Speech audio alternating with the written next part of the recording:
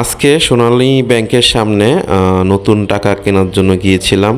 কারণ ঈদ আসলে এই খুশির দিনে অনেকেরই নতুন টাকা বাচ্চারা চায় বা আত্মীয় স্বজন অনেকে চায়, দিলে খুশি হয়। তো আজকে সোনালী ব্যাংকের সামনে যেটা দেখলাম, অনেকে মানে 10 টাকার নোট মানে ডাবল চাচ্ছে, 10 টাকাটা 20 টাকা চাচ্ছে।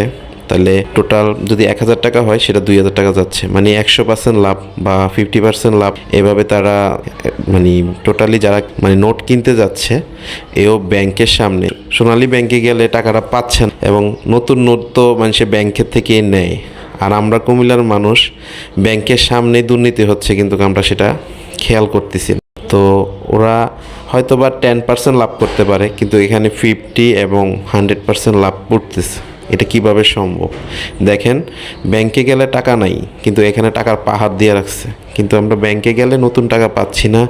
ব্যাংকের সাথে বছর কি বছর ট্রানজ্যাকশন করতেছি, ব্যাংকের ম্যানেজার বলতেছে নাই, কিন্তু সোনালী ব্যাংকের সামনে এই অবস্থা। তো বন্ধুরা, কি বলবো, এই বাংলাদেশে কবে এই জিনিসগুলো এখনও হচ্ছে না, আর কবে হবে সেটাও আশা করি না। কিন্তু এই জিনিসগুলো প্রশাসনিকভাবে ওরা দায়িত্ব নেওয়া উচিত। কারণ ওরা হয়তো বা 10% লাভ করতে পারে, ওরাও ব্যবসা করে, ঠিক আছে, ওরা 10% লাভ করতে পারে। তো এটার সাথে অনেকে জড়িত, যেরকম ব্যাংকার জড়িত, আর প্রশাসন জড়িত কিনা জানি না, কিন্তু তারা ব্যাংকের সামনে এই দুর্নীতি করতেছে, কেউ এটার নজর রাখে না। তো আশা করি যারা কুমিল্লার মানুষ আছেন, অবশ্যই আপনারা এই সোনালী ব্যাংকের সামনে গেলে এই রমজমা টাকার বাণিজ্য ব্যবসা দেখবেন। নতুন টাকার বাণিজ্য নিয়ে বসছে।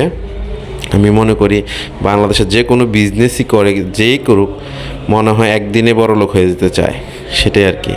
অনেক মানুষ অনেক বিতর্ক হচ্ছে, অনেকে নিচ্ছে, কারণ সবাই নতুন টাকার একটু আশা করে। নতুন মানে একটা ঈদে নতুন টাকা সবাই আশা করে। তো এখানে এই আশা পূরণ করতে যেটা হচ্ছে, আমার যদি আমরা 10 টাকার বান্ডিল নিতে চাই, প্রতি বান্ডিলেই তারা 500-1,000 টাকা লাগে।